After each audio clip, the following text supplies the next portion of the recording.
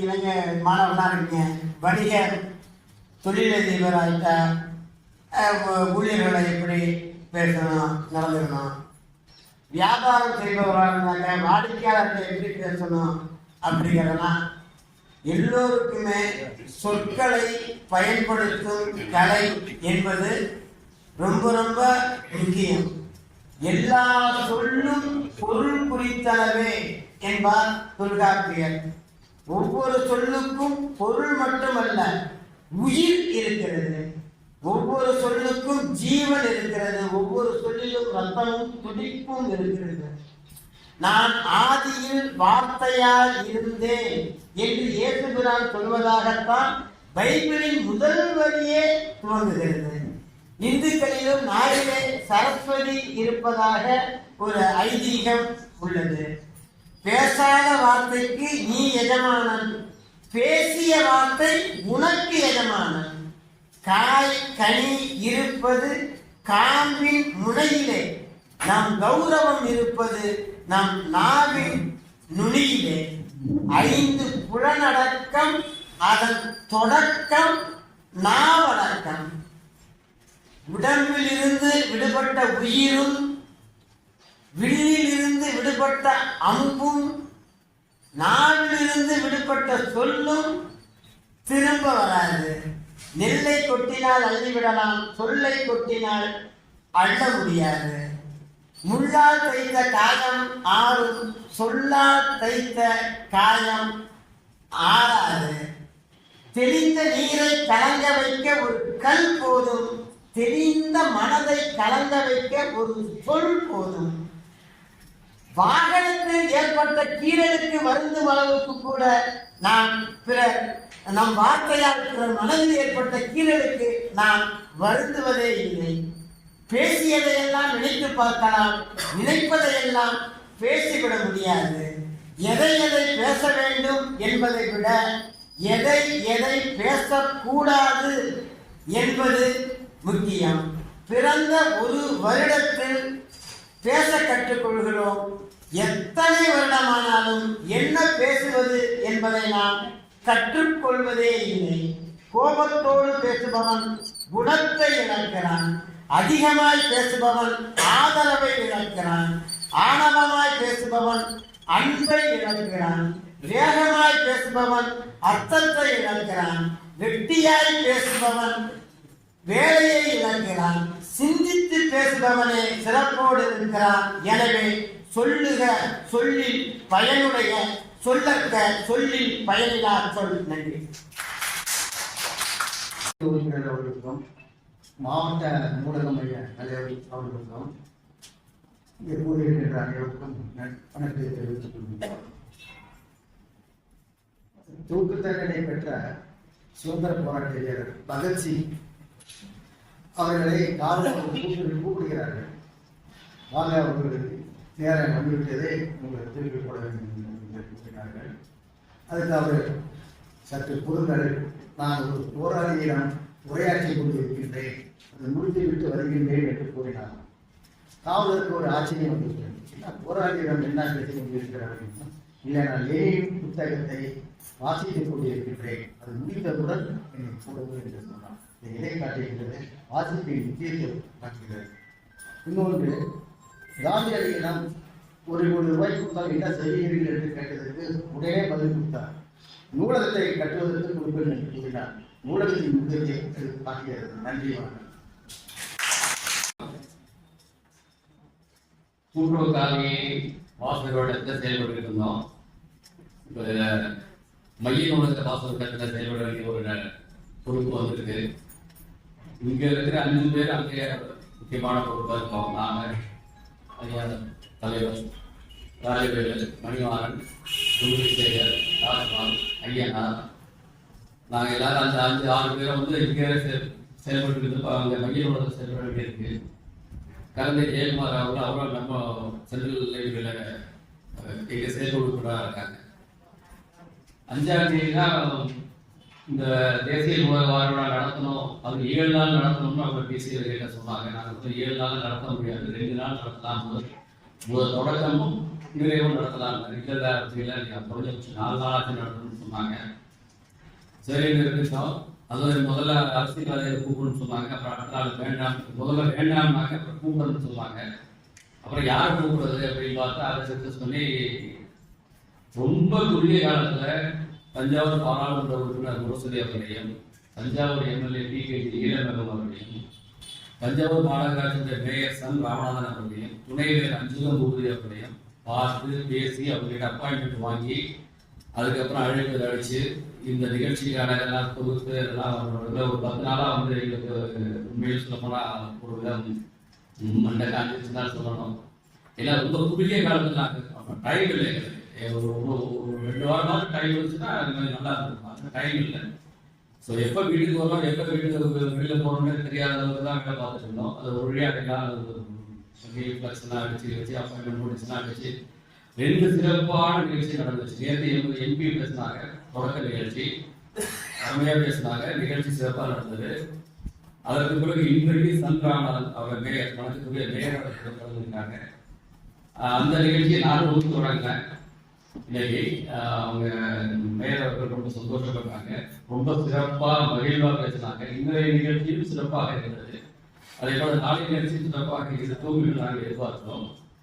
அவங்க சொல்லும்போது மேயர் பேசுற போது சொன்னாங்க, மைய நூலகத்துக்கு அடுத்தபடியாக சிறப்பாக செயல்படுவது இந்த கூட்டுறவு காலனி நூலகம் அப்படின்னு சொன்னாங்க. அந்த நமக்கு ஒரு பெருமை, நம்ம தான் இந்த நூலகத்தோட ஒரு பகுதியாக இருக்கும்.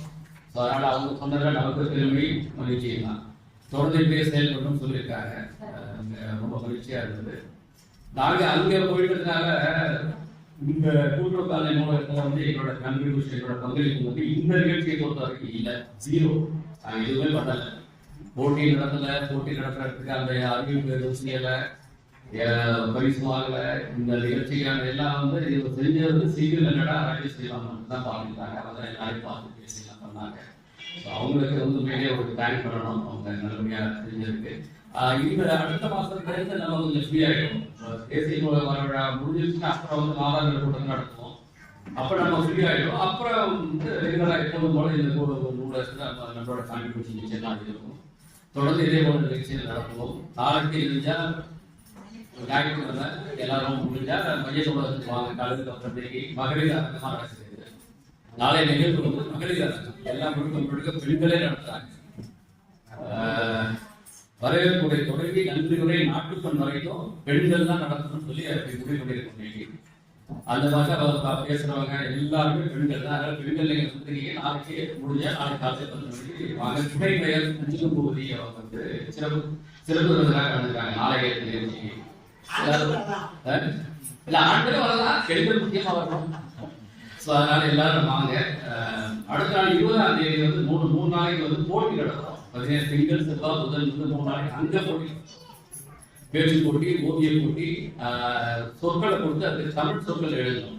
இப்போ வாட்ஸ்அப் சொல்றோம், வாட்ஸ்அப்னா ஆக்சுவலி தமிழ்ல இல்லை, சாதாரண மொபைலுக்கு தமிழ்ல இல்லை. அந்த பசங்களை வச்சு எழுதுறது. இந்த மாதிரி 3 விதமான போட்டி நடத்துறோம். அது 17, 18, 19 எல்லாத்தையும் சேர்த்து பரிசு கொடுக்குறது நிறைவு நாளில் கொடுக்குறோம். நிறைவு நாளில் சிறப்பு விருதுனா எம்எல்ஏ வந்துருக்காங்க, சட்டமன்ற எம்எல்ஏ வந்துருக்காங்க, அவங்க கையால் பேசி கொடுக்குறோம். ஸோ அதுக்கான வேலையில் நடந்துட்டு இருக்கு. ஸோ நீங்கள் நாளைக்கும் வாங்க, வியாழக்கிழமையும் வாங்க, நம்ம தொடர்ந்து செயல்படுறோம். நன்றி. அவர் எங்கேயும் உறுப்பினர், அங்கேயும் உறுப்பினர், அவர் எங்களோட சேர்ந்து செயல்பட்டு நன்றி. அனைவருக்கும் முதற்கணி வணக்கத்தை தெரிவித்துக் கொண்டேன். தஞ்சை மாவட்ட மைய நூலகத்தின் தலைவராக பிறகு நிகழ்ச்சிகள் நடத்தி வருகிறோம். நிகழ்ச்சிகள் சிறப்பாக நடைபெறுவதாக தகவல்கள் தெரிவிக்கின்றன. நாளைய நிகழ்ச்சி மகளிரை பற்றியது. அந்த மகளிர் விழாவிலே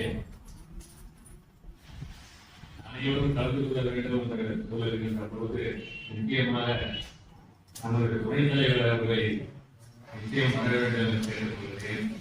அதற்கு கூடியிருக்கின்ற மகளிர் அனைவரையும் அந்த விழாவிலே கலந்து கொண்டு நீங்கள் எல்லாம் நல்லது பூரா நாங்கள் எதுக்கு உட்காந்து வேலை பார்க்கறதுதான் வேடிக்கை பார்க்கறதுன்னு ஒரு நடத்துறது நிகழ்ச்சி நடத்துறது போகிறது எல்லாமே பெண்கள் தான். ஆகையினாலே அனைவரும் வர வேண்டுமாக கேட்டுக்கொண்டு ஒரு நன்றியை தெரிவித்துக் கொள்கிறேன். நிறைய ஏற்று பேச்சுக்களை சந்திக்கணும். இவங்களுக்கு என்ன தெரியும்? நம்ம பேசணும்னாலே என்ன இவங்களுக்கு என்ன தெரியும்? நம்மளோட அறிவையும் நம்மளோட ஆற்றலையும் பத்தி பயம். பெண்களுடைய அறிவும் ஆற்றலும் சுத்தி இருக்கிறவங்க பயமும் இருக்குது. அது நிறைய கண்கூடா நம்ம பார்க்கிறோம். அதையெல்லாம் தாண்டிதான் இன்னைக்கு நம்ம இந்த இடத்துக்கு வந்துகிட்டு இருக்கோம். நம்மளுக்கு பின்னாடி உள்ள சந்ததியையும் போராடுன்னு சொல்லி கொடுத்துட்டு இருக்கோம். பேசுறவங்க பேசுவாங்க, தள்ளிட்டு போயிட்டே இரு அப்படின்னு. இன்னும் சில வார்த்தைகளை சேர்த்து சொல்லுவோம், அது சபையில சொல்ல முடியாது. அவ்வளவுதான். அதுக்கு மிக்க நன்றி. மகளிருக்காக ஒரு தனி நாளையே ஒதுக்கி ஒரு சிறப்பாக கொண்டாடுவது மிக மிக அருமையான ஒரு விஷயம். முடிஞ்சா நிச்சயம் வராங்க, நீங்க அழைச்சா. இன்றைய தலைப்புக்கு வருவோம். உங்கள் எல்லோரிடமும் நாம் பகிர்ந்து கொள்ள வேண்டிய முக்கியமான விஷயம், சார் வந்து போன வருஷம்லாம் அவங்க பேசின மாதிரி எல்லாம் அவங்க அவ்வளவு கம்பீரமாலாம் பேசணும், கடவுளோட அருளோட பேசணும். இருந்தாலும் அவங்கள வந்து டிஸ்டர்ப் பண்றதுக்கு நான் ரொம்ப யோசிச்சேன். தேடி தேடி தேடி ஒரு 10 பேருக்குனாச்சும் போன்ல பேசியிருப்பேன். யூஸ்வலா பேசுறவங்கள விட்டுட்டு புதுசா யாரையாச்சும் இன்ட்ரடியூஸ் பண்ணணும்னு எல்லாரும் டிக்ளைன் பண்றாங்க. எல்லாருக்கும் முடியாது.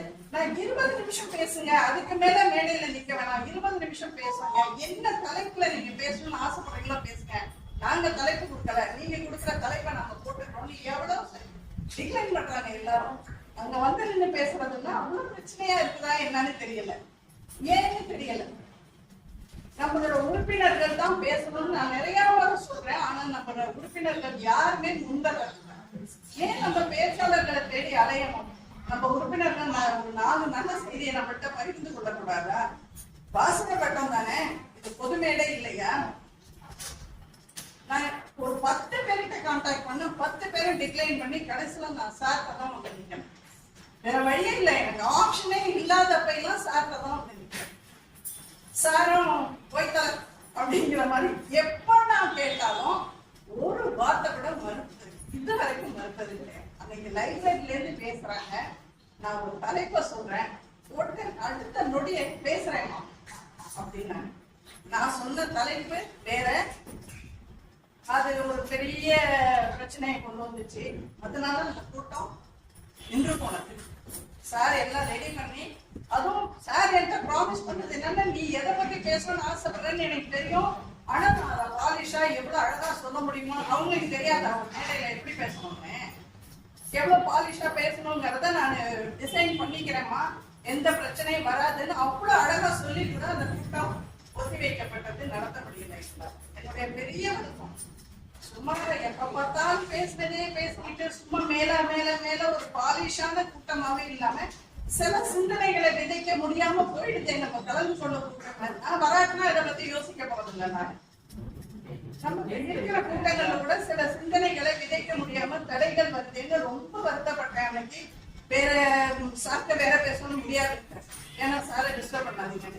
திருப்பி இன்னைக்கும் அவங்களே தான் சாரே சொல்லிட்டாங்க, இந்த 3 டாபிக்கா அவங்க தான் கொடுத்தாங்க, இதுல எது வேணாலும் போட்டுக்கோ நான் பேசுறேன் அப்படின்னா. நீங்க பேசுறேன்னு ஒரு கவிதை கதையான ஒரு அழகான நடந்தாய் வாழி கவி. நேற்று உங்கள்கிட்ட சொல்லணும்னு நினைக்கிறேன் சார். நேற்று 8 பசங்க பேசுனதுல 6 பேர் விவசாயம் பத்தி தான் பேசினாங்க. நல்லா பேசினாங்க, ஒரு சந்தோஷமா இருந்துச்சு. ஒரு மெச்சூரிட்டி அவங்களுக்கு. யார் எழுதி கொடுத்தாங்க, மிஸ்ஸா சாரா பேரண்டா யாருன்னு தெரியாது, பட் ஒரு மெச்சூரிட்டி லெவல்ல இருந்துச்சு அந்த ஸ்பீச். ரொம்ப நல்லா இருந்துச்சு பிள்ளைங்க பேசுறது. அது மாதிரி நான் சொன்னேன், அப்ப நான் சொன்னேன், விவசாய தொழில்னு சொல்லாத இனிமே உன் வாயில அந்த விவசாயங்கிறது தொழில் கிடையாது. அது தொழிலா இருந்தாலும் லாபத்தை நோக்கி போய் வளர்ந்துருக்குமே. தொழில் எங்கேயுமே முடங்காது. விவசாயங்கிறது ஒரு வாழ்வியல், நம்ம வாழ்க்கையோட உணவு பூணவமானது, வாழ்க்கையோட சம்பந்தப்பட்டது. அதனாலதான் அது நலிஞ்சு போய்கிட்டே இருக்கு. அதனால விவசாயங்கிறதை தொழில்னு எடுக்காம ஒரு வாழ்வியல் கருத்தலோட சேர்த்து கொண்டு வாங்க.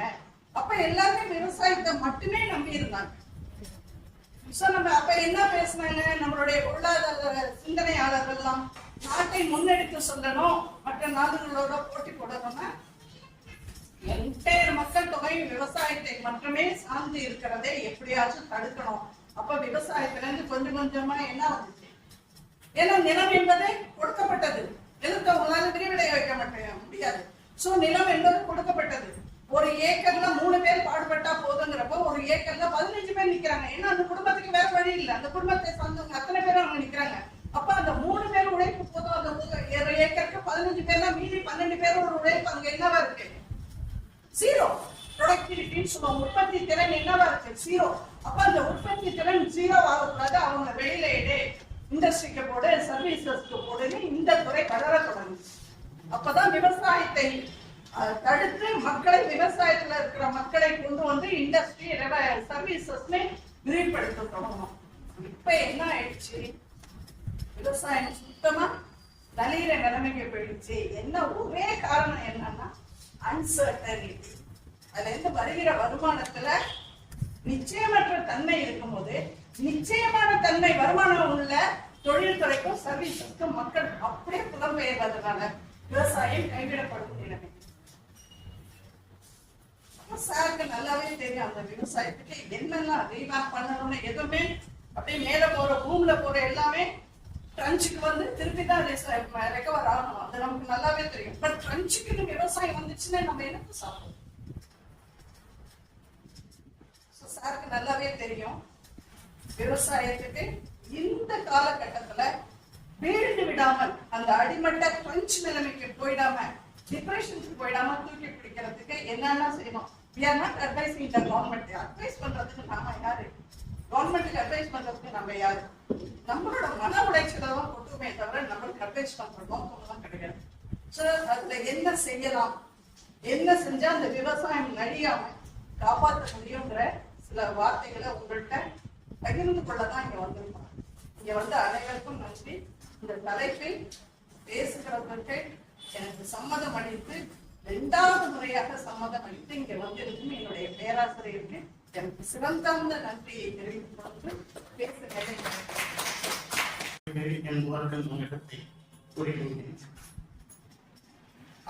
அரசு நூலகம், அதனால் சில கட்டுப்பாடுகள் இருக்கதான் செய்யும். சென்ற மாதம் நம்முடைய தலைவர் கூறிய தலைப்பிற்கு மைய நூலகத்தில் அனுமதி அளிக்கிறது. இந்த மாதமும் கூட்டத்திற்கு வர வேண்டும் என்று நம்முடைய நூலகர் கேட்ட பொழுது பொதுவான டாபிக் ஏதாவது தஞ்சை விவசாயம்னு போட்டுருங்க மேடம் கேள்வி. சொல்லுங்க சார், டாபிக் நீங்களே சொல்லுங்க.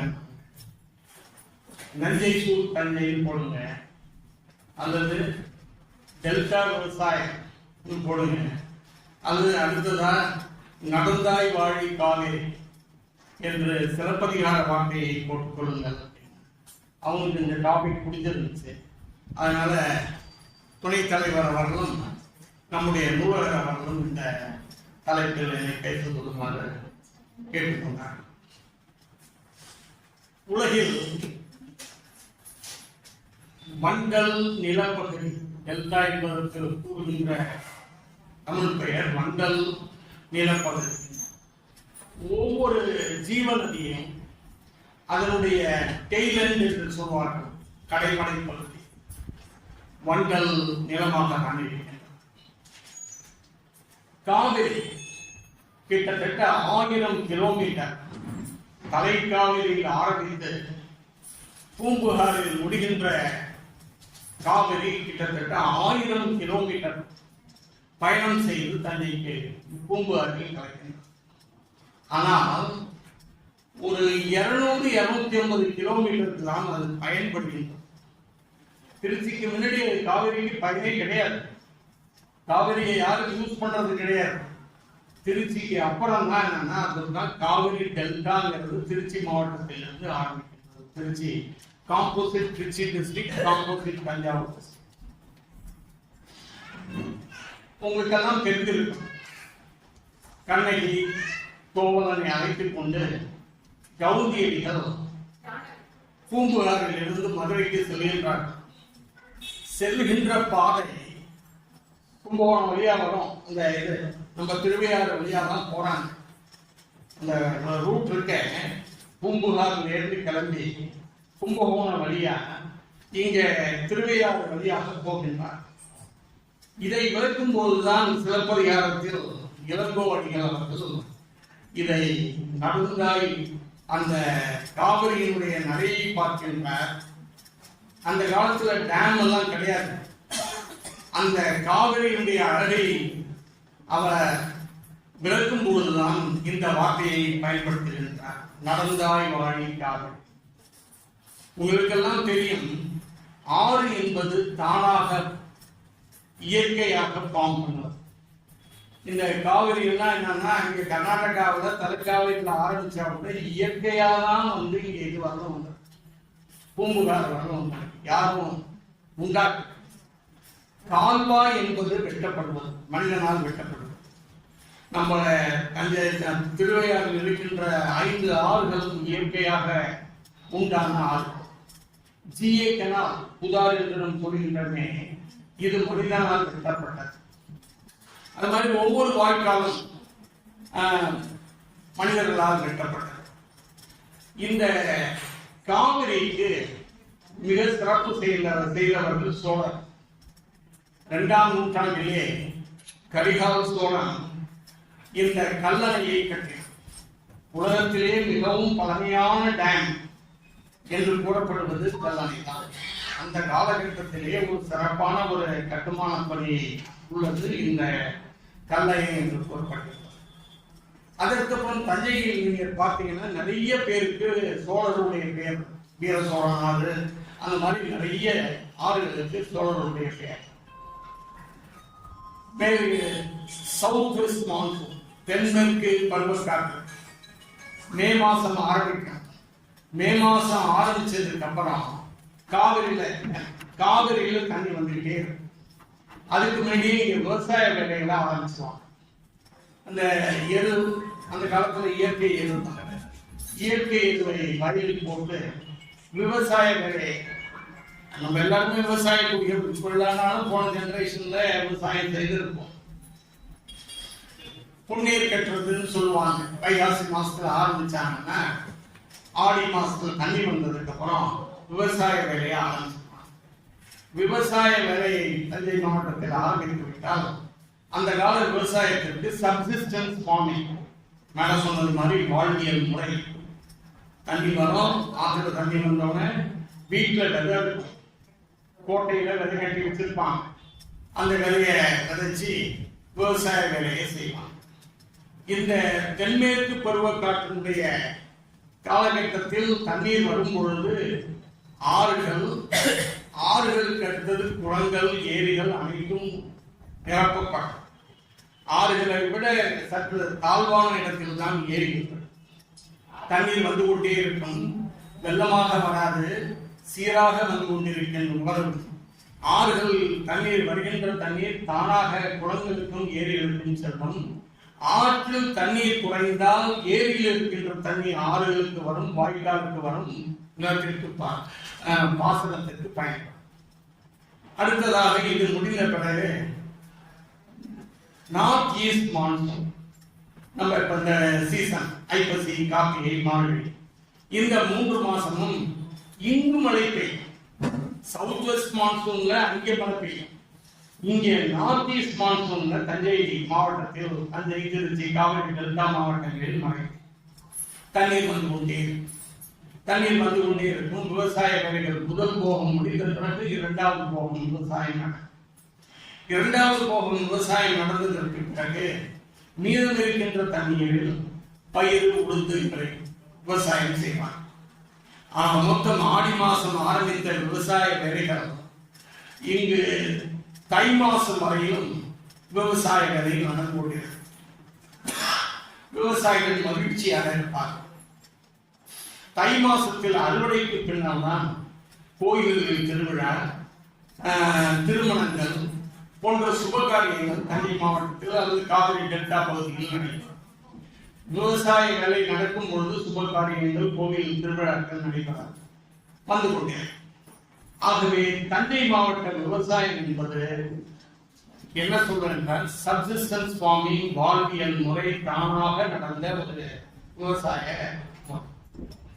தஞ்சை அந்த காலகட்டத்தில் மற்ற மாவட்டங்களில் நெல் சாகுபடி கிடையாது. நெல் சாகுபடி என்பது தஞ்சை, திருச்சி அந்த டெல்டா மாவட்டங்களில் தான் அதிகமாக நெல் பயிரிடப்பட்டது. அதனால்தான் தஞ்சாவூரை granary of South India, rice bowl of South India என்றெல்லாம். அடுத்ததாக என்ன, ஆங்கிலேயருடைய ஆட்சி காலத்தில் அவர்களுடைய ஆர்மிக்கு உணவு வைத்தார். உணவு ஓரளவு நம்முடைய வாழ்க்கைக்கு அவருடைய குடும்பத்திற்கு வேண்டிய நெல் தான் உற்பத்தி செய்யப்பட்டது. கொஞ்சம் மீறி இருப்பதும் சந்தைக்கு வந்தது. ஆனால் ஆங்கிலேயருடைய ஆர்மிக்கு நெல் உணவு தேவையின் பொழுது அவர்கள் 1834 மேட்டூர் டேமை கட்டினார். அதற்கடுத்தது முக்கம்பு, அப்பர் அணைக்கட், இங்கே லோயர் அணைக்கட், இவைகளெல்லாம் கட்டி விவசாயத்தை ஓரளவு வழிமுறை செய்தார். விவசாய உற்பத்தியை பெருக்க வேண்டும் என்பது ஆங்கிலேயருடைய. தஞ்சை மாவட்டத்தை எடுத்துக்கொண்டால் சின்ன சின்ன கிராமங்கள் எல்லாம் ரயில்வே நிலையங்கள் இருக்கும். ஏனென்றால் நெல்லை வாங்கி அந்த நெல்லை இந்தியா பூராவுக்கும் அனுப்ப வேண்டும். அடுத்தது வேதாரண்யத்தில் விளைகின்ற உப்பை நாடு பூராகவும் அனுப்ப வேண்டும். இதற்காக தஞ்சை திருவாரூர் எடுத்துக்கிட்டீங்கன்னா 4 பக்கம் ரயில்வே நிலையம். அந்த இதுதான் கீழத்தஞ்சை தான் நெல் உற்பத்திக்கு அந்த காலகட்டத்தில் மிக சிறப்பாக நெல் உற்பத்தியை பெருக்கினார்கள். நெல் உற்பத்தியை அவர்கள் செய்தது என்னன்னா இயற்கை விவசாயம், வேற எந்த இன்வெஸ்ட்மெண்ட்டும் கிடையாது. வீட்டில் இந்த வருஷம் போன வருஷம் விளைஞ்ச நெல்லில் விதையை எடுத்து வச்சிருக்கோம். அந்த விதையை வயலில் தெளிப்போம். அதுக்கப்புறம் நடவு, கூலி அனைத்தும் நெல்லாகவே கொடுக்கப்பட்டது, பணமாக கொடுக்கப்படவில்லை.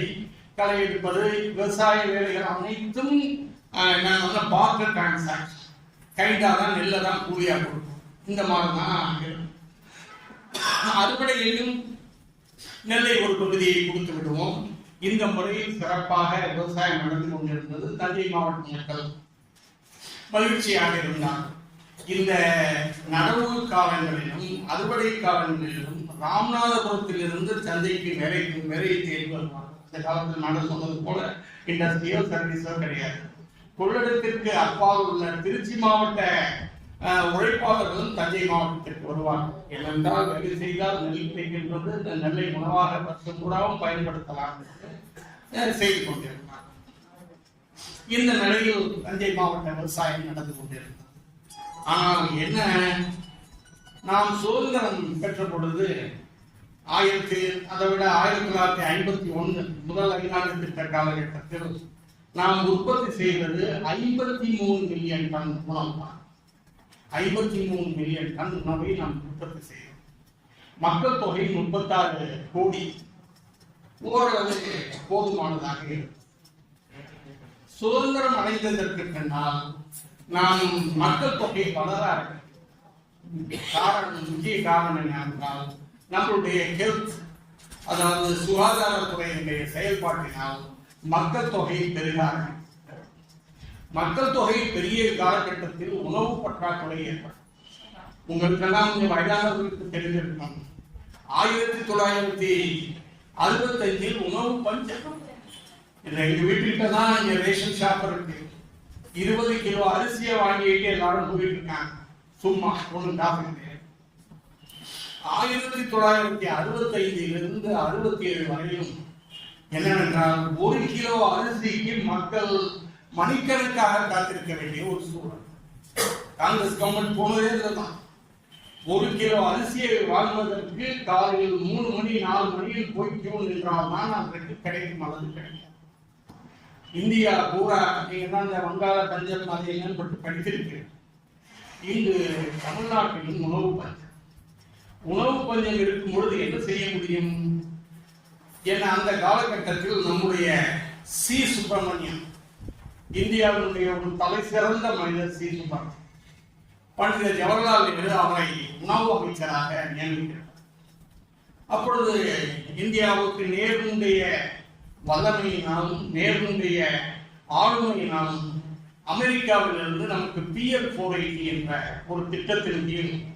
உணவு கொடுக்கப்பட்டது, கோதுமை கொடுக்கப்பட்டது. எப்படி என்றால் மற்ற நாடுகளில் நாம் உணவு வாங்குவது என்றால் நாம் டாலராகவோ அந்த நாட்டு கரன்சியாகவோ கொடுக்க வேண்டும். ஆனால் இந்த PL480யில் நாம் 100 கோடி ரூபாய்க்கு உணவு வாங்கினால் 100 கோடி ரூபாய் இந்திய பணத்திலேயே நாம் ஒரு அக்கௌண்டை ஏற்படுத்தி இங்கே இந்தியாவில் வச்சோம். அதுல 48 கோடி என்னன்னா கிராண்டா கொடுத்துருவாங்க. மீதி இருக்கிற 32 கோடியை என்ன பண்ணுவாங்கன்னா லோனா கொடுப்பாங்க. 20 கோடியை என்ன பண்ணுவாங்கன்னா அமெரிக்காவில் இருந்து இங்கு பணிபுரிகின்ற அதிகாரிகளுக்கு சம்பளமாக கொடுப்பாங்க. ரொம்ப சௌரியமா இருக்கு. அப்படின்னு நம்ம அந்த PL பப்ளிக் லா 480 என்பது என்ன, அமெரிக்காவில் உணவு உற்பத்தி அதிகமாகிவிட்டது. அவர்கள் உணவு உற்பத்தி அதிகமான உணவு உற்பத்தியை அப்படியே சந்தையில் விட்டால் உணவுடைய விலை உற்பத்தியை விட குறைந்துவிடும். உற்பத்தி செலவை விட குறைந்தால் என்ன ஆகும்? விவசாயிகள் உற்பத்தி செய்ய மாட்டார்கள் என்று அரசாங்கமே கோதுமையை வாங்கி நடுகடலில் கொண்டு குட்டியது. அதை குட்டியது. அதை ஏன் நடுகடலில் கட்டுவாங்க? இந்தியா போன்ற ஏழை நாடுகளுக்கு கொடுப்போம், இந்த திட்டத்தின் கீழ் கொடுப்போம் என்று PL480 திட்டத்தில் கொடுத்தார்கள். அது கப்பல்களுக்கு நாம் செலவு செய்ய வேண்டும். அப்பொழுது மற்ற கட்சிக்காரர்கள் from hand to mouth, ship to mouth, அங்கே அமெரிக்காவில் கோதுமை வந்தாதான் இவங்க சாப்பாடுங்கிற ஒரு நிலைமை. இந்தியா என்ன செய்வது? முதல் வெளிநாடு திட்டத்தில் விவசாயத்திற்கு முக்கியத்துவம் கொடுத்தார். இந்த PL480 உணவு கிடைக்க ஆரம்பித்தவுடன் அவர்கள் விவசாயத்தை புறந்தள்ளிவிட்டு தொழில்துறைக்கு முக்கியத்துவம் கொடுக்க ஆரம்பித்தார். இதை சரியாக கணித்த அமெரிக்கா முதல்ல சும்மா உங்க கரன்சிலே கொடுங்க, 20% டாலர் ஆக்குங்க. எங்களால் சும்மா கொடுத்துட்டு இருக்க முடியாது, ஒரு 20% டாலர் ஆக்குங்க அப்படின்னா சரி 20% தானே கேட்கலாம் அப்படின்னு 20% கொடுத்தோம். அடுத்த ஆண்டு 40% கேட்டாங்க. நம்மளுடைய நிலைமை, நம் உடனே விவசாய உற்பத்தியை பெருக்க முடியாது. ஆகவே 40% நீங்கள் டாலராக கொடுக்க வேண்டும். அந்த காலகட்டத்தில் எந்த உணவு அமைச்சராக இருந்தாலும் கெட்ட பெயரோடு தான் வெளியிடப்படுவார். பண்டித ஜவஹர்லால் நேரு நம்முடைய சி சுப்பிரமணியத்தை கூப்பிட்டு உணவு அமைச்சராக நியமித்தார். சி சுப்பிரமணியம் அப்பொழுது லிண்டன் ஜான்சன் கெனடியை சுட்டுக் கொன்றதற்கு பிறகு அமெரிக்காவில் துணை ஜனாதிபதியாக இருந்த லிண்டன் ஜான்சனிடம் அப்பாயின்மெண்ட் வாங்கி இந்த 40% முடியாது, பல சிறுசிலே கொடுங்கன்னு கேட்கறதுக்காக ஒரு அப்பாயின்மெண்ட் வாங்க. இவரை அவமானப்படுத்த வேண்டும் என்று காலையிலிருந்து சாயங்காலம் வரை இவரை காக்க வைக்கின்றார். அப்பொழுதெல்லாம் இந்திய உணவு அமைச்சர்கள் அமெரிக்கா சென்றால் இந்த திருவோடு என்று சொல்வார்கள், ஒரு படம் போடுவான். அந்த அமைச்சர் திருவோடு தூக்கிட்டு அமெரிக்காவுக்கு போறது மாதிரிதான் போடுவான். அதுல உணவு கொடுத்துட்டாங்கன்னா திருவோடு ஃபுல்லா உணவு இருக்கும், அதோட திரும்பி சந்தோஷமா வரலாம். இவர் சி சுப்பிரமணியன் மிக கோபமாக லிண்டன் ஜான்சனை பார்க்காமல் வந்து விடுகின்றார். அந்த திருவோட்டை கவிழ்த்து உணவு இல்லை திரும்பி விடுகின்றார். ஆனால் சி சுப்பிரமணியம் அப்படி செய்யவில்லை. அந்த காலகட்டத்தில் என்னன்னா நவீன விவசாயம் 1960க்கு அப்புறம் உலகம் பூராவும் விவசாயத்தில் பெரும் மாற்றங்கள் நடந்தது. அந்த பெரும் மாற்றங்கள் நடக்கும் பொழுது இந்த நவீன ஹை ஈல்டிங் வெரைட்டி சீட்ஸ் என்று சொல்லுவார். இங்கே நெல்லை பொறுத்தவரை IRH அது மாதிரி. இதே காலகட்டத்தில் உலகத்தில் இரு பணக்காரர்கள் ராக்ஃபெல்லர் அண்ட் ஃபோர்ட் இவர்கள் சம்பாதித்த பணத்தை விவசாய முன்னேற்றத்திற்கு பயன்படுத்த வேண்டும் என்று பிலிப்பைன்ஸ் மணிலாவிலும் இன்டர்நேஷனல் ரைஸ் ரிசர்ச் இன்ஸ்டிடியூட்டை ஆரம்பித்தார். அடுத்தது மெக்சிகோவில் international wheat and rice research இன்ஸ்டிடியூட்டை ஆரம்பித்தார். அதற்கு முன் உணவை உற்பத்தி செய்வது என்றால் சைனீஸ் மெத்தட் என்று உண்டு. உணவு நெல் என்றால் நெல் ஒன்றி உற்பத்தி ஆகும். அந்த நெல்லை விதையாக பயன்படுத்த முடியாது. பல கோழி முட்டை இருக்குல்ல, ஹைலைன் போயிட்டு எங்க நீங்க சாப்பிடலாம், ஆனா அதை குஞ்சு பொறிக்கிறதுக்கு பயன்படுத்த முடியாது. அந்த முறையில் தான் விவசாய உற்பத்தி இருந்தது.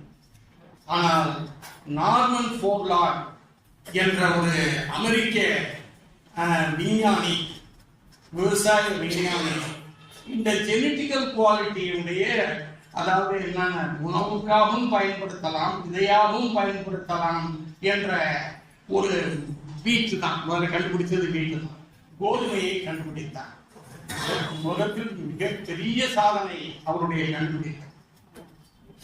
அதை கண்டுபிடித்தவுடன் நோபல் கமிட்டியில் விவசாயத்திற்கு நோபல் பிரைஸ் கிடையாது. ஆல்ஃபிரட் நோபலுடைய மனித சமுதாயத்திற்கு, மனித முன்னேற்றத்திற்கு பயன்படும் கண்டுபிடிப்புகளுக்கு நோபல் பரிசு கொடுக்கப்படும். மருத்துவம், இலக்கியம், பிசிக்ஸ், கெமிஸ்ட்ரி, பீஸ், இதுதான் ஆரம்பத்தில். 1969 தான் எக்கனாமிக்ஸ் கொடுத்தாங்க. அது வந்து ஆக்சுவலா அந்த நோபல் கமிட்டியில வந்து சேர்ந்த பணத்தை வச்சு ஸ்வீடிஷ் பிரைஸா எக்கனாமிக்ஸ் கொடுக்குறாங்க.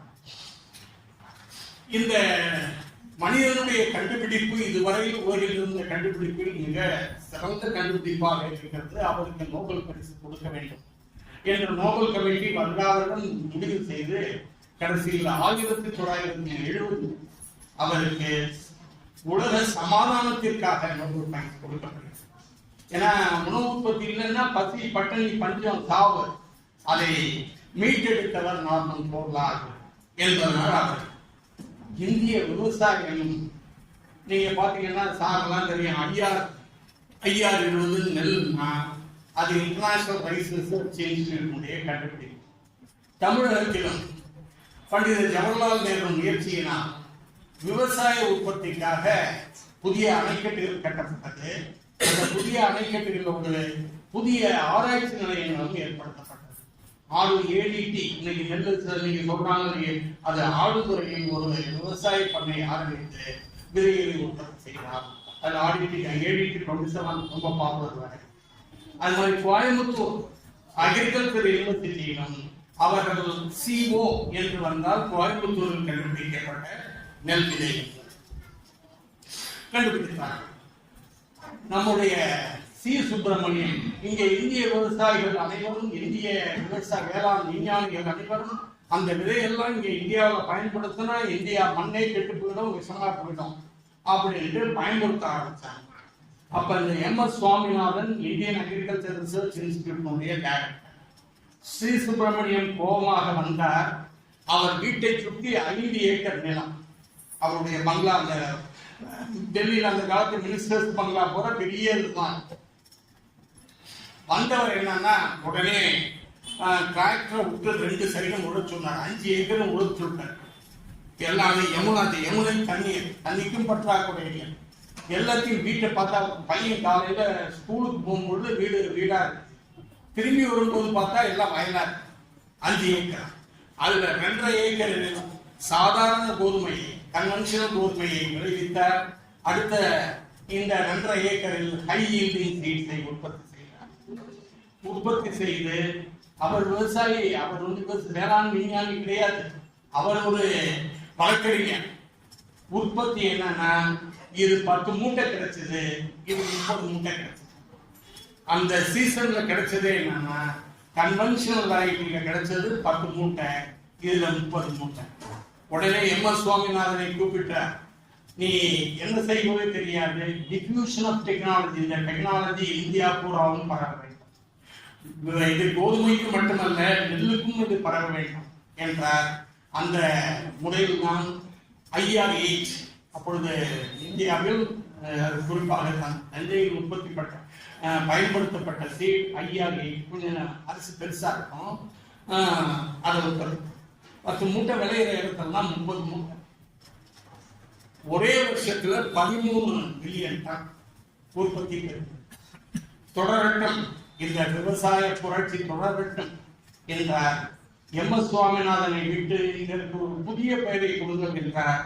அதனால் கிரீன் ரெவல்யூஷன், பசுமை புரட்சி என்று பெயரிட்டார்.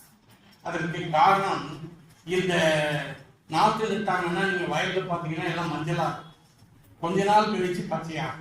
இந்த ஹைல்டிங் சீட்ஸ் போட்டு அதுக்கப்புறம் உரத்தையும் போட்டதுக்கு அப்புறம் அந்த நெல் நாற்று, கோதுமை நாற்று அனைத்தும் பச்சை பசையில் இருந்து மாறி, அதனால் உற்பத்தி பெருகியது. அதனால் அதற்கு பெயர் பசுமை புரட்சி என்று பெயரிட்டார். இதை விட சும்மா உள்ள 7 டிஸ்ட்ரிக்டை செலக்ட் பண்ணார். இந்தியாவில் 7 டிஸ்ட்ரிக்ட், அது தஞ்சாவூர் டிஸ்ட்ரிக்ட் ஒன்று, இது நெல்லுக்கு தஞ்சாவூர் டிஸ்ட்ரிக்ட், கோதுமைக்கு லூதியானா பஞ்சாப். இது பண்ணி இந்த இன்டென்சிவ் அக்ரிகல்ச்சர் டிஸ்ட்ரிக்ட் ப்ரோக்ராம், நீங்க மார்க்கெட் போறப்ப ஆபீசர், அதான் இன்டென்சிவ் அக்ரிகல்ச்சர் டிஸ்ட்ரிக்ட் ப்ரோக்ராம், தீவிர சாகுபடி செய்யுங்க. அதான் பேக்கேஜ் ப்ரோக்ராம் என்பது நெல் விதை வேண்டுமானாலும் கொடுக்கப்படும், கடன் வேண்டுமானாலும் கொடுக்கப்படும், உரம் வேண்டுமானாலும் கொடுக்கப்படும், பட் உற்பத்தி வேற. இதுதான் நம்முடைய சி சுப்பிரமணியத்தினுடைய செயல்பாடு. இன்று 53 மில்லியன் டன் உணவு உற்பத்தி இன்னும் 300 மில்லியன் டன்னாக உற்பத்தி 300 மில்லியன் டன். இது நம்முடைய சிஎஸ்னுடைய முயற்சியினால் ஏற்பட்டது. இந்தியா இன்னைக்கு சர்ப்ளஸ். அன்னைக்கு அமெரிக்காவுக்கு போய் திருவோட்டை எடுத்துட்டு போய் பிச்சை கேட்டுட்டு இருந்த நமக்கு இன்னைக்கு நம்ம ஏற்றுமதி செய்கின்றோம். இந்த நிலை ஏற்பட்டது நம்முடைய தமிழகத்தை சேர்ந்த சி சுப்பிரமணியன், தமிழகத்தை சேர்ந்த MS சுவாமிநாதன் ஏற்பட்ட ஒரு புரட்சி. இந்த புரட்சிக்கு அவர் என்ன செய்தார் என்றால் 3 டெக்னாலஜியை பயன்படுத்தினார். மெக்கானிக்கல் டெக்னாலஜி, முதலாக டிராக்டர் தஞ்சை மாவட்டத்தில் டிராக்டர் பயன்படுத்தப்பட்டது. லிப்ட் இரிகேஷன், கீழே இருக்கின்ற தண்ணியை முன்னெல்லாம் கவலை வச்சு தண்ணி இறப்பாங்க. இப்ப லிப்ட் இரிகேஷன் வச்சு தண்ணியை விவசாயத்திற்கு பயன்படுத்துறது. அடுத்தது கெமிக்கல் டெக்னாலஜி, யூரியா போன்ற இந்த ரசாயன உரங்களை விவசாயத்திற்கு பயன்படுத்தினார். அடுத்தது பயிர் பாதுகாப்பிற்காக பெஸ்டிசைட், பூச்சிக்கொல்லிகளை பயன்படுத்தினார். அடுத்தது ஹை யீல்டிங் சீட்ஸ், இந்த கன்வென்ஷனல் வெரைட்டிஸ் கூட இது பண்ணிட்டு புதுசாக நம்ம இன்டர்நேஷனல் ரைஸ் ரிசர்ச் இன்ஸ்டிடியூட்லையும் international wheat and rice research இன்ஸ்டிடியூட்லையும் பயன்படுத்தப்பட்ட உற்பத்தி செய்யப்பட்ட புதிய நெல்மரகம் கோதுமையை பயன்படுத்தி இந்தியாவில் உற்பத்தியை பெற்றார். மிக சிறப்பாக நம்முடைய சி சுப்பிரமணியத்தினுடைய காலத்திலே இந்தியா தன்னிறைவு இல்லாத நாடு. இந்தியான்னா எல்லாம் என்னன்னா ஒரு ஏழை நாடு, அங்கு பசி பட்டினி பஞ்சம் சாவு சர்வசாதாரண இருக்கும் என்ற நிலையை மாற்றி உணவு உற்பத்தியை மிகவும் அதிகமாக ஆக்கியது நம்முடைய சி சுப்பிரமணியத்தினுடைய. அடுத்ததாக அப்துல் கலாம். நீங்க எல்லாம் என்னன்னா இந்தியா 2020 இந்தியா 2020 இன்னொரு நம்ம லைப்ரரி இருக்கு, தமிழ்ல இருக்கு. அவர் 2020 அவர் பிரசிடென்டா உட்கார்ந்துக்கிட்டு அங்கே சும்மா இல்லை, பாக்கி பிரசிடென்ட்லாம் ரப்பர் ஸ்டாம்ப் கையெழுத்தோட இருப்பாங்க. ஏபிஜே அப்துல் கலாம் ஒவ்வொரு துறையையும் அந்த புத்தகத்திற்கு பார்த்தீங்கன்னா தெரியும், விவசாயத்தில் எப்படி முன்னேற்றத்தை கொண்டு வருவது, தொழில் எப்படி முன்னேற்றத்தை கொண்டு வருவது, ஒவ்வொரு துறைக்கும் எழுதியிருக்கும். அவர் என்னன்னா நான் சொன்னேன், இந்த ஃபர்ஸ்ட் சி சுப்பிரமணியத்தினுடைய கெமிக்கல், மெக்கானிக்கல், பயாலஜிக்கல் டெக்னாலஜி. இவர் என்ன செய்தார், tissue culture, remote sensing, water management, the need for second green revolution, the need for second, அது அப்படியே சஸ்டைன் ஆகும், அப்படியே அதோட விட்டுறக்கூடாது. அதுக்காக என்னன்னா இரண்டாவது பசுமை புரட்சியை உண்டாக்க வேண்டும். இது விவசாய புரட்சியாக மாற வேண்டும். மேலை நாடுகள், குறிப்பாக ஐரோப்பிய நாடுகளும் அமெரிக்காவும் அவர்களுடைய நிலத்தினுடைய வளர்ச்சியை தீர்த்து விட்டார்கள். ஆப்பிரிக்கா இன்னும் முன்னேறாமல் இருக்கின்றது. இப்பொழுது நம்ம உணவு உற்பத்தி அவர் 360 2020 அவர் 360 மில்லியன் டன் உற்பத்தி பண்ணுங்கிறார். அதுக்கு அவர் கூறுகின்ற இது என்னன்னா tissue culture, remote sensing and water management டெக்னிக்ஸை பயன்படுத்தி நாம் உற்பத்தியை பெருக்கி இந்தியாவுடைய ஏற்றுமதி உணவு தானியமாக இருக்க வேண்டும் என்பது அப்துல் கலாமுடைய ஒரு முயற்சி செய்தார். இந்த காலகட்டத்தில் தஞ்சையினுடைய விவசாயம் உலக விவசாயத்தினுடைய விவசாயமாக மாறிவிட்டது. நாம் என்னன்னா சப்சிஸ்டன்ஸ் ஃபார்மிங், அங்கே மழை பெய்யும், சவுத் வெஸ்ட் மான்சூன்ல இங்கே ஏற பிடிக்கும், மழை நின்றுடும், அதுக்கப்புறம் நார்த் ஈஸ்ட் மான்சூன்ல மழை பெய்யும், ரெண்டாவது போகும் சாகுபடி செய்வோம், பயிர் உளுந்து சாகுபடி செஞ்சுட்டு நம்முடைய வாழ்க்கை முறையே விவசாயமாக இருந்தது. ஆனால் இந்த IATP intensive agriculture research intensive agriculture district programme வந்தவுடன் இந்திய தஞ்சை விவசாயம் அகில இந்திய விவசாயத்தும் அகில உலக விவசாயத்துடைய ஒன்றாக மாறிவிட்டது. என்ன, இன்று விவசாயிகள் தண்ணீரை நம்பி இல்லை. விதையை வீட்டில் உற்பத்தி செய்கின்ற நெல்லை விதையாக பயன்படுத்துவதில்லை. புதிதாக ஒட்டு ரக வீரிய விதைகளை வாங்கி பயன்படுத்த ஆரம்பித்தார்கள்.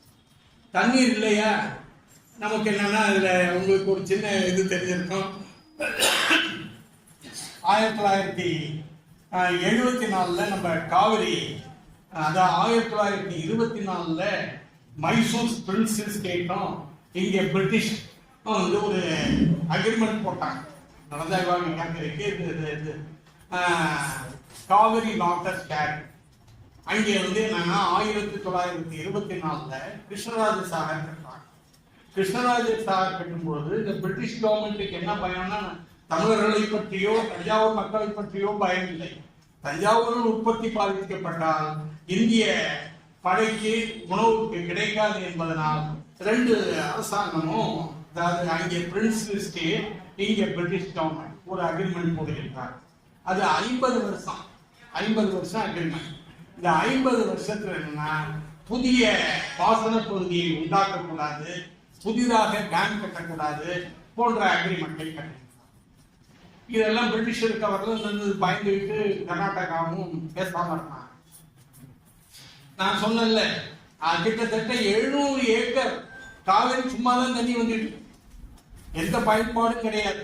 மட்டூர், இந்த கர்நாடகாவில் மட்டூர் போன்ற பகுதியெல்லாம் வந்து இன்னும் வந்து ட்ரை ஃபார்மிங் தான், ரெயின் ஃபெட் ஏரியா தான். பெங்களூர்ல குடிவு தண்ணிக்கு என்னன்னா 1000 அடி போனாதான் உங்களுக்கு குடி தண்ணி. போர் வந்து இங்கெல்லாம் நம்மள்கிட்ட 150 அடி 200 அடியில் கிடைக்குது இல்லை. பெங்களூர் சிட்டியில நீங்க அண்டர் கிரவுண்ட் வாட்டர் கிடைக்குதுன்னா 1000 அடி. அதுதான் நான் அந்த ஜட்மெண்ட்ல 2 நாளா பேசிட்டு இருக்காங்கல்ல, அந்த மேகதாது அணை 10 TMC தண்ணீர் பெங்களூருடைய குடிநீருக்காக இந்த காவிரி ட்ரிபியூனல் கொடுத்திருக்கு. தேவராஜர் சென்று சிறந்த ஒரு முதல் மந்திரி கர்நாடகாவில் இருந்தார். அவர் யாரை பற்றியும் கவலைப்படாமல் 3 டேம் கட்டினார். அபினி, கரங்கி, ஹேமா. எல்லாம் என்னன்னா, இங்க எல்லாம் இது ஈஸ்ட் போய் அங்கே மழை பெய்யும், அங்கேயிருந்து தண்ணி கிழக்க, அது தண்ணி தாழ்வான பகுதிக்கு வரும், தஞ்சை திருச்சியை வளமைப்படுத்தும். அடுத்தது நமக்கு அந்த காலகட்டத்தில் உரம்லாம் வேண்டியதில்லை, இந்த வண்டலே போதும் நம்ம விவசாயம் செய்ய. ஆனா இவர் என்ன பண்ணாரு, பெஸ்ட் ஃப்ளோயிங் ரிவர்ஸ் அணையை கட்டி தண்ணியை மேலே கர்நாடகாவுடைய விவசாயம். 2 கவர்மெண்ட் எவ்வளோ கேஸ் போட்டாங்க, எவ்வளோ இது பண்ணாங்க, ஒன்றும் யாரும் ஒன்றும் பண்ண முடியல. சென்ட்ரல் கவர்மெண்ட் என்ன பண்ண முடியல, நீ டேம் கட்டினது தப்பு, டேம் இடிச்சிடுவோம்னு சொல்ல முடியுமா, இல்லை தண்ணியை தேக்கக்கூடாதுன்னு சொல்ல முடியுமா? ஆனா என்னன்னா, ஓரளவு தண்ணீர் நமக்கு வந்து கொண்டே தண்ணீர் வந்து கொண்டே இருக்கின்றோம். ஆனால் இந்த கடந்த 5-6 வருடங்களில் நமக்கு போதிய மழை இருக்கின்றதுனால அந்த வகை 7 வகை 8 வகை டேம் நம்பிடுச்சு. தண்ணீர் மழை பெய்யாத காலத்தில் என்ன, நாம் கர்நாடகா கவர்மெண்ட் கிட்ட கெஞ்சிட்டு நாம் தமிழ்நாடு அரசுடைய திட்டக்குழுவினுடைய விவசாய நிபுணராக 2 முறை இருந்திருக்கின்றேன். 9வது ஐந்தாண்டு திட்டத்தை தயாரிக்கும் பொழுதும் 11வது ஐந்தாண்டு திட்டத்தை தயாரிக்கும் பொழுது என்னை தமிழ்நாடு அரசு விவசாய நிபுணராக நியமித்திருந்தார். நான் ஒரு புதிய திட்டம் கரூரிலிருந்து முக்கம்பு வரையிலும் அகண்ட காவிரி, கரூரில் இருந்து இங்க கிட்டத்தட்ட 100 கிலோமீட்டர். அந்த 100 கிலோமீட்டர் அகண்ட காவிரி, கிட்டத்தட்ட சில இடத்துல காவிரி பார்த்தீங்கன்னா 1 கிலோமீட்டர். இந்த பகுதியை 2 பக்கமும் நம்ம டேம் மாதிரி இதை கட்டுவோம், சிவரை திடமாக கட்டுவோம். தண்ணீர் அதிகமாக வரும்போது அதை சேமிப்பீர்கள், தண்ணீர் குறைவாக இருக்கும்பொழுது அந்த தண்ணீரை பயன்படுத்திக் என்று ஒரு திட்டத்தை நான் தமிழக அரசுக்கு கொடுத்தேன். ஆனால் தமிழக அரசு என்ன செய்யுதுன்னா, இந்த டாபிக்லாம் பிரச்சனை வர்றது மாதிரி காவிரியை பத்தி எந்த ரிசர்ச் பண்ணாலும் நாளைக்கு வந்திருக்காரு ரிசர்ச் ஸ்டூடெண்ட்ஸ்லாம் சில பேர் காவிரியை பத்தி பண்ணா கவர்மெண்ட் பர்மிஷன் கொடுத்தாரு. ஏன்னா 2 இன்டர்ஸ்டேட் டிஸ்பியூட் வந்துடும், அவங்க பர்மிட் பண்ண மாட்டாங்க. என்னுடைய மாணவர்கள் ஓரிருவர் தஞ்சாவூர் இரிகேஷன் பற்றி ஆராய்ச்சி செய்திருக்கிறார்கள். ஆனால் காவிரியை பற்றி தமிழக அரசு இதை மிக ஆர்வமாக எடுத்துக்கொண்டார். என்னுடைய திட்டத்தை ஆர்வமாக எடுத்துக்கொண்டார். பிரச்சனையே தீர்ந்தோம், நம்ம கவலையே பட வேண்டியதில்லை. சர்ப்ளஸ் வாட்டர் வரும்பொழுது அந்த 100 கிலோமீட்டர் தூரம் 1 கிலோமீட்டர் எவ்வளவு கனஅடி தண்ணீர் சேமித்து வைக்கணும், அதை ரெகுலேட் பண்ணி. இப்போ நம்ம இதுக்கு முன்னாடி இதெல்லாம் கிடையாது, செக் டேம்லாம் கிடையாது. இப்போ செக் டேம்லாம் இருக்கு, இதெல்லாம் இருக்கு. அதை செய்தால் டெல்டாவும் தஞ்சை விவசாயம் என்று சொல்வதை விட, ஏன்னா இப்போ தஞ்சாவூர் 4 டிஸ்ட்ரிக்ட் ஆகிடுச்சு, திருச்சி டிஸ்ட்ரிக்ட் எல்லாம் சேர்ந்து தான் காவிரி டெல்டா. இந்த டெல்டா டிஸ்ட்ரிக்டுடைய விவசாயம் மிகவும் சிறப்பாக இருக்கும். மக்கள் மிகவும் வளமையாக. மேடம் பேசும்பொழுதே ஒன்று சொன்னாங்க, விவசாயிகள் மகிழ்ச்சியாக. உண்மை. பொருளாதாரம் படிக்கிறவர்களுக்கு தெரியும். குன்னார் மெல்டால் என்று ஒரு பொருளாதார ஸ்காண்டினேவியாவை சேர்ந்த ஒரு பொருளாதார, அவர் பாவர்ட்டி ஆஃப் நேஷன்ஸ், ஆடம் ஸ்மித்தினுடைய புக்கு வெல்த் ஆஃப் நேஷன்ஸ். இவர் பாவர்ட்டி ஆஃப் நேஷன்ஸ், அப்புறம் அந்த சுருக்கி சேலஞ்ச் ஆஃப் வேர்ல்ட் பவர் அப்படின்னு ஒரு புத்தகம் எழுதியிருக்கார். அந்த புத்தகத்தில் என்ன சொல்றாருன்னா, நம்ம இந்திய விவசாயிகள் பழைய விவசாய திட்டம் அப்படின்னா நிலம் பூரா ஒரு குறிப்பிட்ட சில இருக்கலாம். அது தஞ்சாவூர் டிஸ்ட்ரிக்ட்ல கோயில்லாம் நிறைய இருக்கும். 500 கோயில் பூரா நிறைய. கோயில்ல பாதி நிலம் கோயிலுக்கு, மீதி பாதி நிலம் இந்த கோயிலை நிர்வாகம் பண்ணிட்ட பிராமணர்களுக்கு. அது என்ன சொல்றதுன்னா பிரம்மதேயா வில்லேஜஸ். இதை பற்றி மிக அழகாக சரஸ்வதி மேனன் என்று ஒரு கேபினட் பேராசிரியர் மிக அழகாக ஒரு ஆராய்ச்சி செய்து ஆராய்ச்சி கட்டுரை சமர்ப்பம். பாதி நிலம் கோயிலுக்கு, பாதி நிலம் இந்த கோயிலை நிர்வாகம் செய்கின்ற கேஸ்கேட்டோஸ், அவங்க பிராமின்கிற வார்த்தையை யூஸ் பண்ற கேஸ்கேட்டோஸ் என்ற வார்த்தையை பயன்படுத்தி தஞ்சை மாவட்டம் கூட இதான். நிலத்தை என்ன செய்ய வேண்டும்? there was a Vedic ban. பிராமணர்கள் நிலத்தை விடக்கூடாது, விவசாய வேலை செய்யக்கூடாது. ஆனால் நிலம் அவர்களிடம் இதுதான், இது வேதத்திலே சொல்லி இருப்பதாக கூறுவோம். ஆனால் என்ன செய்வாங்க? குடியானவர்கள் என்று நாம் சொல்லுவோம். குடியானவர்களிடம் நிலத்தை குத்தகைக்கு கொடுப்பாங்க. குடியானவர்கள் என்ன செய்யணும்? இந்த நெல்லை இவங்க அவர் நிலம் உண்டி, அவருக்கு நிலமும் அவர் சம்பாதிச்சு பணத்தை போட்டு வாங்கி ரிலீஸ் பண்ணல, ராஜாவா கொடுத்தது பிரம்மதேயா. அதை அவர் விவசாயம் இந்த 4 ஏக்கர் பண்ண 2 ஏக்கர். இவர்கள் விதையை பயன்படுத்த வேண்டும், வேலையாட்களை பயன்படுத்த வேண்டும். உற்பத்தி சமயத்தில் அவரிடம் போய், ஐயா அறுவடைக்கு ரெடியா இருக்கு, வாங்க பாருங்க அப்படின்னு சொல்லுவாங்க. அவர் வரமாட்டார், அவருடைய கார் வரை பார்த்து விட்டு 10 அலை 15 அலை அப்படின்னு சொல்லிட்டு இவங்க 10 அளந்தாகணும். 15 அலை 2 சிஸ்டம் தஞ்சாவூர்ல. வாரம் குத்தகைங்கிறது பர்மனன்ட். நீ விலையிலேயே எனக்கு 10 கொடுத்தோம்னா 10 கொடுத்தணும், இல்லைன்னா நிலத்தை விட்டு விரட்டி விட்டா அவருடைய நிலைமை என்ன? நிலமற்ற விவசாய கூலி. நிலமற்ற விவசாய இதெல்லாம் நான் சொல்ல, முன்னாள் சொல்றேன். நிலமற்ற விவசாய கூலியாக ஆக சமுதாயத்தில் ஒரு அந்தஸ்து ராஸ்தா பெரியவர், அடுத்தது குடியானவன் ஓரளவு, அதுக்கு அடுத்தது நிலமற்ற விவசாய கூலி. அவர்களை அன்டச்சபிளாகவும் வச்சிருக்காங்க. இதெல்லாம் முன்னாள் ஸ்டேட். இன்னும் அருமையாக சொல்லுகின்றார், உழைப்பே தராத, வேலையே செய்யாத பிராஸ்தார்கள் அது நிலைச்சு வாழ்ந்தார்கள். 4 வட்டி சாப்பிட்றாங்க. காலையில எழுந்ததுல இருந்து ஒரு நாளைக்கு 4 வட்டி. குடியானவர்கள் புத்தகதாரர்கள் காலையில எழுந்தோன்னே நீராரத்தை குடிச்சிட்டு அப்படியே வயல்வெளிக்கெல்லாம் போவாங்க. போய் பார்த்துட்டு மத்தியானம் சாப்பிடுவாங்க. ராத்திரி வேறு 2 வேலை சாப்பிடுவாங்க. நிலமற்ற விவசாய கூலிகள் காலையில எழுந்து வயலுக்கு வந்தா 4 பூரா வேலை செஞ்சுட்டு ராத்திரி போய் ஐயா கூலியை கொடுங்கன்னு கூலியை வாங்கிட்டு அந்த கூலியை வச்சுதான் சமைச்சு அன்னைக்கு சாப்பிடுவோம். How can you increase agricultural productivity? வேலை செய்பவர்கள் ஒரு வேளை தான் சாப்பிடுகின்றார்கள். ஒரு வேளை சாப்பிடுவர்களால் எவ்வாறு விவசாய உற்பத்தியை அதிகரிக்கணும். உன்னார் ஒண்ணுமே செய்யாதவன் 4 பேரை சாப்பிடணும். நீ ஒரு வேளை சாப்பிட்டீங்கனால என்ன பண்ணணும்?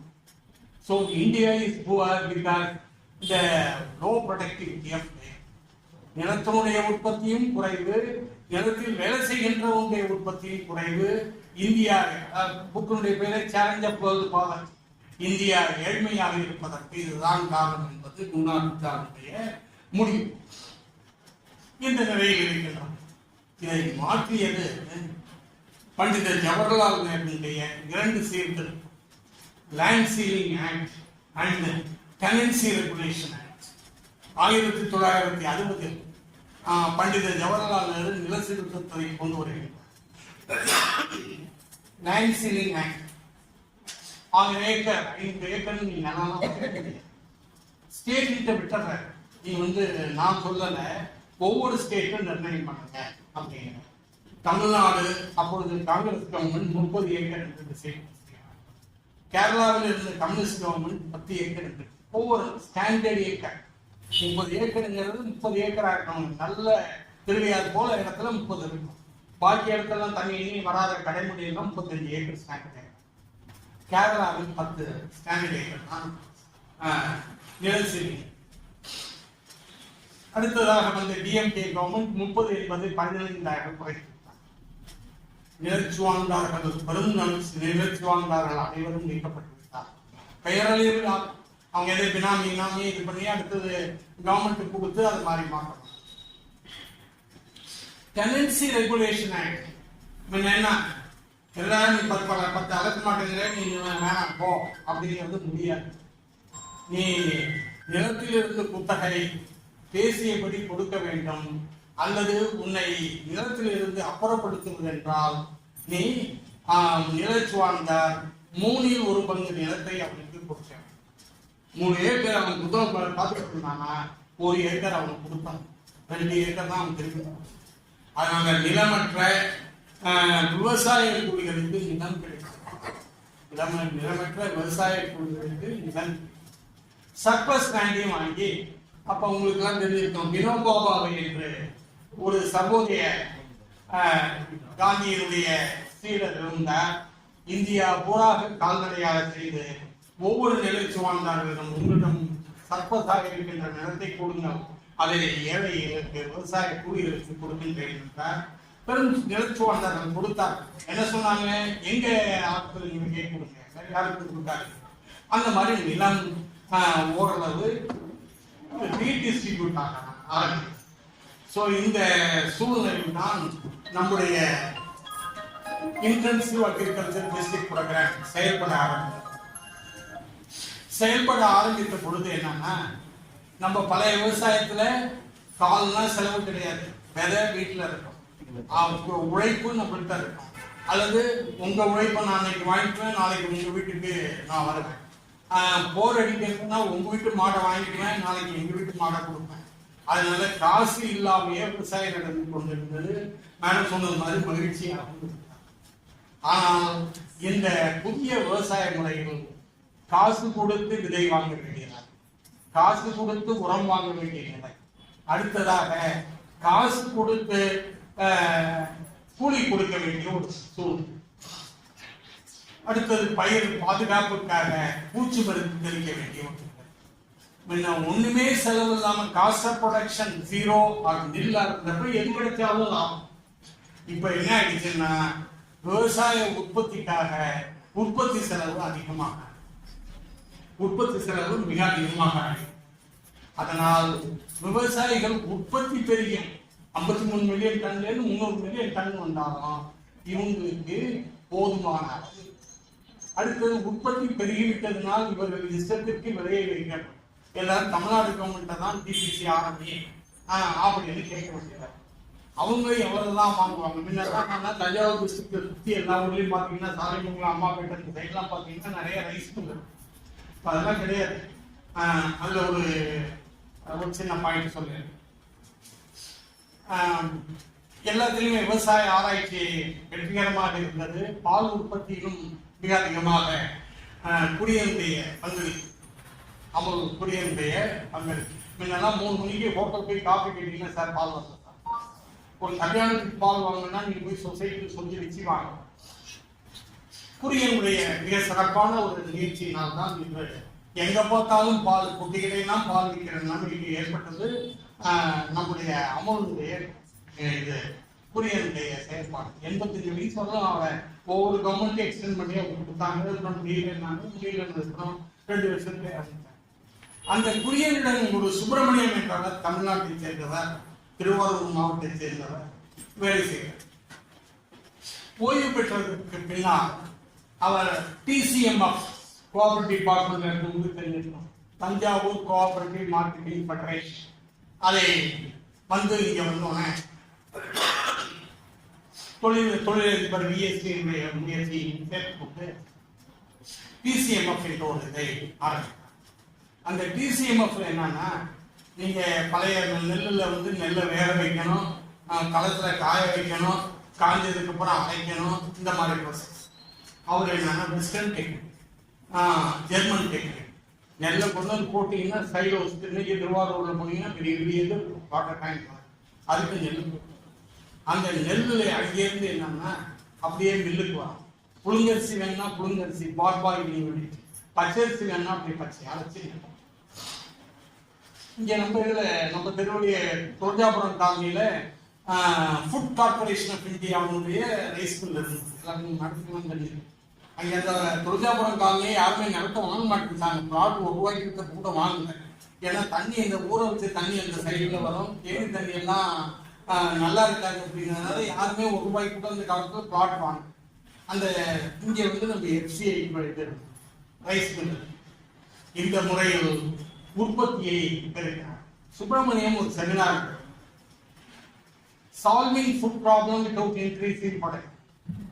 Solving food problem without increasing product என்னன்னா, இப்போ நம்ம ஊர் ஹல்லர் இருக்குல்ல, அந்த ஹல்லர்ல வந்து நெல்லை கொட்டி உங்களுக்கு நல்ல பாலிஷ்டா வேணும்னா இறுக்கி பிடிச்சாங்கன்னா நல்லா பலப்படும்.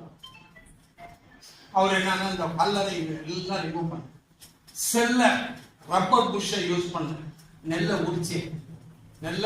உரிச்சு முன்ன 100 மூட்டை அரிசி 100 மூட்டை நெல் அரைச்சோம்னா நமக்கு வந்து 50 மூட்டை நெல் தான் அரிசி தான் கிடைக்கும். இந்த செல்லர் மெத்தட்ல 100 மூட்டை அரைச்சோம்னா 68 மூட்டை நெல் அரிசி கிடைச்சு. Solving food problem without increasing product 18% கூட கிடைக்குது. இந்த சிஸ்டத்தை இது பண்ணி தஞ்சாவூர் மெடிக்கல் காலேஜ்ல ஒரு செமினார். அதுக்கப்புறம் என்ன பண்ணாரு, இந்த தவிடு இருக்குல்ல, தவிடு அப்படியே மாட்டுக்கு போட்டா மாடு வெயிட் தான் இன்க்ரீஸ் ஆகும், அதனுடைய உழைப்பு இருக்காது, பாலும் அதிகமா இருக்காதுன்னு அந்த தவுட்டுல இருந்து எண்ணெய் எடுத்தார். அதுதான் பிராணம். அதுதான் அவர் ₹1 தான் சம்பளம் வாங்கிட்டார். உண்மையான ₹1 வாங்கிட்டார். ₹1 வாங்கிட்டு அவர் வந்து இந்த ரிசர்ச் எல்லாம் வந்து திருவாரூர்ல பண்ணார்.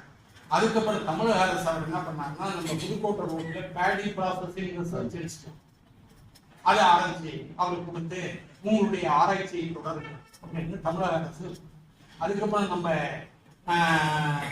சிதம்பரம் மத்திய நிதி அமைச்சராக இருந்த பொழுது அதை டீம்டு யூனிவர்சிட்டியாக ஃபுட் டெக்னாலஜி டீம்டு யூனிவர்சிட்டியாக BE ஃபுட் டெக்னாலஜி என்றார்கள்.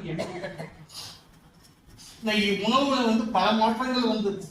நம்ம சாப்பாடுனா சாதம் வந்து இருந்தோம், அடுத்த ஸ்வீட்னா நம்ம பழைய ஸ்வீட்டா அதிர்சமும் முறுக்கும். இன்னைக்கு புதிய புதிய வகைகள் வருவதற்கு காரணம் ஃபுட் டெக்னாலஜி இன்ஸ்டியூட் இங்கே தஞ்சாவூர். இந்த வகையில் இவருடைய மாற்றங்கள் நிகழாது. ஆனால் விவசாயியை பொறுத்தவரையில் இன்று நெல்லை உற்பத்தி செய்கின்றார்கள், அபரிதமாக உற்பத்தி செய்கின்றார்கள். ஆனால் போதிய வருமானம் அதுக்கு என்ன சொல்றதுன்னா டேர்ம்ஸ் ஆஃப் ட்ரேட் என்று சொல்லுவாங்க. முன்ன 1 மூட்டை நெல்லை கொடுத்தோம்னா ஒரு வீட்டுக்கு வேண்டிய பொருளை பூரா வாங்கிட்டு, இன்னைக்கு 10 மூட்டை நெல்லை கொடுத்தாதான் வீட்டுக்கு வேண்டிய மளிகை ஜாமான் வாங்க முடியும். முன்ன தீபாவளினா 5 மூட்டை நெல்லை கொடுத்துட்டு நம்ம வீட்டுக்கு வேண்டிய 5 பேருக்கு ட்ரெஸ் மளிகை போடுவோம். இன்னைக்கு 15 மூட்டை கொடுத்தாங்கன்னா அதான் வாங்கணும். அதான் என்ன சொல்றது, terms of trade between agriculture and industry is negative to agriculture. விவசாய பொருள், ஏன்னா விவசாய பொருளுடைய விலை ஏறிச்சுன்னா ஆகும் இன்ஃபிளேஷன். உணவுடைய விலை ஏறிச்சுன்னா இன்ஃபிளேஷன் வந்துடும், அரசு தாக்கு பிடிக்காது. அதனால உணவுப் பொருட்களுடைய விலையை அரசாங்கம் கட்டுக்குள் வைக்கிறது. குறைந்த நீங்க இப்ப டெய்லி பார்கெனிங் பண்றாங்கல்ல, 22 டிகிரி 22 மாய்ஸ்சரைஸ் பண்ணுங்க, 15 நம்ம அளவு அதை 22 ஆக்குங்க அப்படின்னா நெல்ல கஷ்டப்பட்டு உற்பத்தி செஞ்சு அதை கொண்டு ஸ்டோரேஜ் ஃபெசிலிட்டிஸ் கிடையாது, நம்மகிட்ட குடோன் கிடையாது, இது கிடையாது. நெல் முளைச்சு டெய்லி டிகிரியில் நீங்க பார்த்துட்டு இருக்கலாம், முளைச்சி போயிடுது. இதெல்லாம் என்னன்னா அரசாங்கம் தொட்டு வாங்குது, தனி மனிதன் நிச்சயம் வாங்குறாங்க. இந்த சூழ்நிலையில் இன்று விவசாயத்தில் நிலச்சுவாழ்ந்தார்களும் விவசாயத்தில் தொடர விருப்பப்படவில்லை. இன்னைக்கு அவங்க பரம்பரையா அதில் இருக்கணும்னு ஆசைப்பட்டாங்க. இன்னைக்கு அவங்களும் அதை எப்போ விட்றா வெளில வரலாம்னு பாக்குறாங்க. குத்தகைதாரர்களும் விவசாயத்தில் தொடர ஆசைப்படவில்லை. நிலமற்ற விவசாய கூலிகளும் நிலத்தில் வேலை செய்வதற்கு பதிலாக நீங்கள் கட்டடத்தில் வேலை செய்தால் அதை போல் 2 மடங்கு வேலை கிடைக்கும் என்று அவர்களும் கிராமத்தில் இருக்கிறார்கள். மக்களுக்கு உணவு கிடைக்க விடுகிறது. இந்த பெரிய மாற்றங்களினால் மக்களுக்கு உணவு கிடைக்க விடுகிறது. ஆனால் விவசாய குடிமக்களுக்கு, விவசாய பெருங்குடிகளுக்கு வாழ்க்கை கஷ்டம். அதனாலதான் என்னன்னா இன்புட் சப்ஜெக்ட் அதை என்ன செய்ய கவர்மெண்ட் ஓட்டை வாங்கணும், ஜெயிக்கணுமே. அவங்களுக்கு ஏதோ ஒரு இன்புட் சப்சிடியை கொடுத்து அவருடைய நிலைமை மிக மோசமாக ஆகாமல் பார்த்துக் கொள்கின்றார். இந்த முறையில் பார்த்தா தஞ்சை மாவட்டத்தினுடைய விவசாயம் அன்று போல் இன்னும் காவிரியுடைய தண்ணீர் கொண்டிருக்கின்றது. இந்த 4-5 வருடம் போதுமான தண்ணீர் இருக்கின்றது. நம்ம ஏரியா கல்டிவேஷனும் நிலமெல்லாம் இங்கே நான் அக்ரிகல்ச்சர் பர்பஸ் போயிட்டு இருக்கு. நீங்க பாத்தீங்கன்னா முன்ன ரோடெல்லாம் பார்த்தா, நான் தஞ்சாவூர்லேருந்து பூண்டி காலேஜில் படித்தேன், பூண்டி காலேஜில் வேலை செஞ்சேன். 40 வருஷம் அசோசியேஷன் பூண்டி. தொம்பங்குடிசைக்கு அப்புறம் வயல் தான், எல்லாம் வாய்க்கால் போகும். ரொம்ப அழகா இருக்கும் அந்த இதை பார்க்கறதுக்கு. இன்னைக்கு தமிழ்நாட்டுல எந்த இடத்துக்கு போனாலும் ரோட் சைடு கூட காலேஜ், இண்டஸ்ட்ரி, வீடுகள், அடுத்தது பைபாஸ் ரோடு போட்டானா உடனே நிலம் கூட காணும். அதாவது விவசாயம் அன்னைக்கு ஒரு பட்டிமன்றம் நடந்தது. அதுல என்ன சொன்னா, நெல்லை போட்டா விற்க முடியல சார், இது எள்ளு போட்டா விற்க முடியல, கல்லு போட்டா விற்றுட்டேன் சார் அப்படின்னா. கல்லு போட்டாங்கன்னா பிளாட் போட்டேன், அது நெல்லை போட்டு விற்க முடியல, எள்ளை போட்டேன் விற்க முடியல, இன்னைக்கு கல்லை போட்டேன் விற்றேன், லாபமாயிடுச்சு. அந்த நிலை விட்டது. ஆகவே அரசாங்கம் ரூல்லாம் இருக்கு, நீங்க விளைநிலத்தை பிளாட்டா மாற்ற முடியாது. ஆனா அதை என்ன பண்றாங்க, 5 வருஷம் தரிசா போட்டுருக்காங்க. 5 வருஷம் தரிசா போட்டதுக்கு அப்புறம் அது பிளாட் போடும், தரிசு நிலம் பிளாட் போட்டுருவாங்க. இந்த முறையில் நிலத்தினுடைய அளவு 300 மில்லியன் ஹெக்டாரா இருந்தது. நிலத்தினுடைய அளவு நாளுக்கு நாள் குறைகிறது. இருந்தாலும் உற்பத்தி அதிகமாகிறது. உற்பத்தி செய்பவர்கள் நம்ம தலைவர் சொன்னது போல சுகமாக இல்லை, வளமாக இல்லை. அவர்களுடைய வாழ்க்கை தரம், அவங்க என்னன்னா புள்ள படிச்சுட்டு வெளில போனா போதும் அப்படிங்கிற நிலைமையில அவங்க இருக்காங்க. இதுதான் இன்னைக்கு தஞ்சையினுடைய இது. ஆனா அதே சமயத்துல என்ன, நம்ம அப்துல் கலாம் சொல்றது போல remote sensing data is essential. என்ன பண்றோம், தக்காளி 100 ரூபாய் விற்கிது, உடனே ஊர்ல இருக்கவங்க கூட தக்காளி போட்டான். ஊர்ல இருக்கவங்க கூட தக்காளி போட்டாங்கன்னா என்ன ஆகுது, 5 ரூபாய்க்கு வந்து இவனுக்கு படிக்கிறதுக்கே 10 ரூபா செலவா. என்ன பண்றான், படிக்கிறான், எல்லாம் ரோட்ல போட்டு போட்டான். இதெல்லாம் என்னன்னா ரிமோட் சென்சிங் டேட்டா. இவரது தக்காளி தேவை, இவரது வெங்காயம் தேவை, இவரது பூ தேவை. ஒண்ணுக்கு என்னன்னா அரசு விவசாயியை பொறுத்தவரைக்கும் அரசுடைய பங்கு மிகந்தி.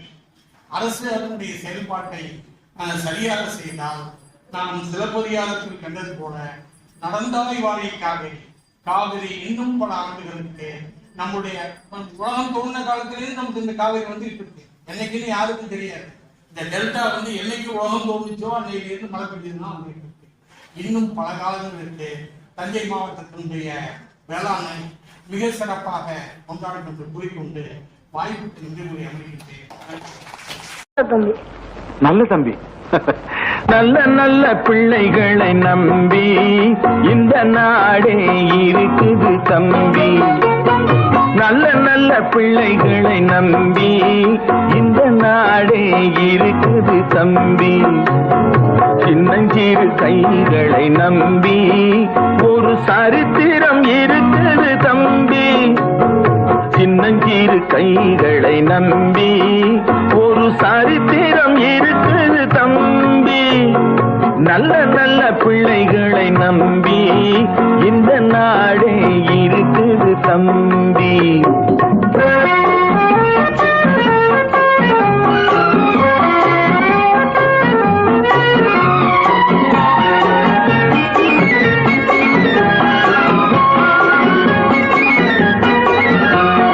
தவறு என்பது தவறி செய்வது, தப்பு என்பது தெரிந்து செய்வது. தவறு என்பது தவறி செய்வது, தப்பு என்பது தெரிந்து செய்வது. தவறு செய்தவன் திருந்த பார்க்கணும், தப்பு செய்தவன் வருந்தியாகணும்.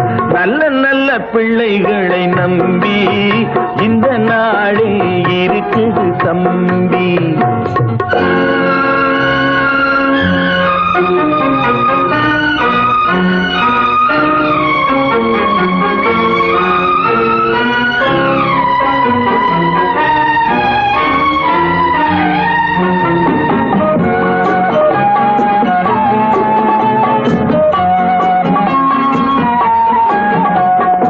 அன்னையிடம் நீ அன்பை வாங்கலாம், தந்தையிடம் முறையாக வரவேற்புரை நல்கிய நூலகருக்கும் இன்று சிறப்பான முறையிலே இந்த கூட்டத்தை தலைமையேற்று நடத்தி கொண்டிருக்கும் நமது வாசகற்ற துணைத் தலைவர் அவர்களுக்கும் குரலும் பொருளும் எப்போதுமே ஒரு குரலை சொல்லிட்டு டக்குன்னு பொருளை சொல்லிட்டு போயிடுவாங்க. இன்னைக்கு ஒரு குரலை இவ்வளவு நேரம் பொருள் சொல்ல முடியுமா அப்படிங்கிற வியக்க வைக்கிற வகையில் பொருளும் சொன்ன ஐயா வல்லம் ராஜ்பால் அவர்களுக்கும் மற்றும் இந்த விழாவை சிறப்பிக்க வந்த மாணவர்கள் அனைவர்களுக்கும் மேலும் அந்த மாணவர்களை அனுப்பிய பள்ளி நிர்வாகத்திற்கும் நன்றி. நமக்கு தலைப்பு தான் அழகுன்னு சொன்னாங்க. நடந்தாய் வாழி காவேரி அப்படிங்கிற தலைப்பு தான் அழகா இருக்கு அப்படின்னு சொன்னாங்க. ஐயா பேசிய விதமும் அழகுதான். தஞ்சை மாவட்டத்தில் நம்ம விவசாய குடும்பத்தில் நானும் பிறந்தவன். அப்பா விவசாய அப்பா வந்து அரசு அதிகாரியா இருந்தாலும் நான் விவசாய குடும்பத்தை சேர்ந்தவன் தான். களை எடுத்திருக்கேன், நாற்று பறிச்சிருக்கேன், வயலுக்கு தண்ணி இறைச்சிருக்கேன். எல்லா பணிகளையும் செஞ்சதுனால என்னுடைய இளமை பருவத்தை நினைவூட்டின மாதிரி இருந்தது. ஐயா பேசுனது மிக அற்புதமான கருத்துக்கள். இந்த வேளாண்மை அப்படிங்கிற ஒரு தலைப்பை எடுத்து இவ்வளவு தூரம் பேச முடியுமா அப்படிங்கிறது வந்து ஆச்சரியமா இருந்தது. அவ்வளவு அற்புதமான கருத்துக்களை அள்ளி தெரிவித்திருக்கிறார். அந்த ஐயாவுக்கும் நன்றி. மேலும் வந்திருந்து சிறப்பித்த அத்தனை வாசகர்களுக்கும் நன்றி கூறி விடைபெறுகிறேன். நன்றி வணக்கம். முக்கியமாக எங்களுடைய நிகழ்ச்சிகளை தமிழகம் எங்கும் சிறப்பாக யூடியூப் சேனல் வழியாக எங்களை அனுப்பி நாங்கள் இன்னைக்கு வரலன்னா கூட ஐயா எங்களுக்கு இந்த யூடியூப் சேனலை பார்த்தோம்னா கரெக்டாக இன்னைக்கு என்ன நிகழ்ச்சி, எங்கே யார் பேசுனாங்க அப்படிங்கிறதெல்லாம் தெரிஞ்சிடும். சமீபத்தில் கூட ஐயாவே ஒரு நிகழ்ச்சியில் சிறப்பு இருக்கிறார் அவுரங்காபாத் அப்படிங்கிற தலைப்பில் பேசிட்டு இருந்தாங்க. மிக அற்புதமான கருத்துக்கள். உண்மையிலேயே வந்து நான் தமிழ் பல்கலைக்கழகத்தில் ஒரு ஐயா பேசுனதை கேட்டேன் இன்னொரு தலைப்புல. அவ்வளவு அற்புதமா பேசியிருந்தாங்க. அதே மாதிரி இப்ப சமீபத்தில் ஒரு பேச்சை கேட்ட யூடியூப் சேனல்ல பார்த்தா அதுவும் மிக அற்புதமாக இருந்தது. அதனால ஐயா தன்னுடைய காணொலி அந்த காட்சி மூலம் நம்மளுடைய நூலகத்தில் சிறப்பு விருந்தினர் பேசுறதோ மற்றும் மாணவர்களுக்கு பரிசளித்ததோ இந்த உலகுக்கு வெளிக்கொண்டு காட்சிட்டு இருக்கிறாங்க. அவங்களுக்கும் நன்றி கூறி விடைபெறுகிறேன். நன்றி.